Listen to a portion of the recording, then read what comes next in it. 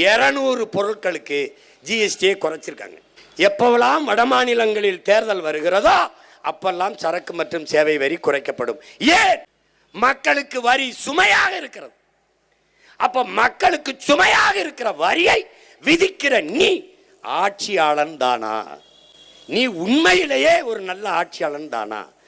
குடிகளை வருத்தி வாட்டி வரியை பறிக்கிற ஒரு கொடும் வரியை விதிக்கிற நீ எப்படி ஆட்சியாளன்?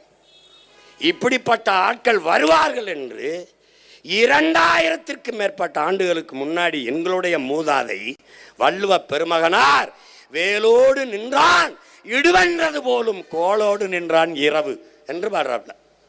இதுக்கு என்ன பொருள்?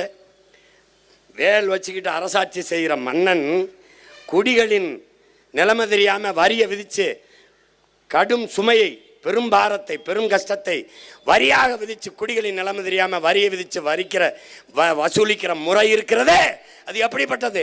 ராத்திரியில முகமுடிய போட்டுக்கிட்டு குறுக்க கம்பை வச்சுக்கிட்டு என்ன வச்சிருக்க எடு அப்படின்னு பறிக்கிற திருட்டுப்பய செயல் இருக்குல்ல, அதுவும் அந்த மன்னனுடைய செயலும் ரெண்டும் ஒன்று தாங்கிறவள.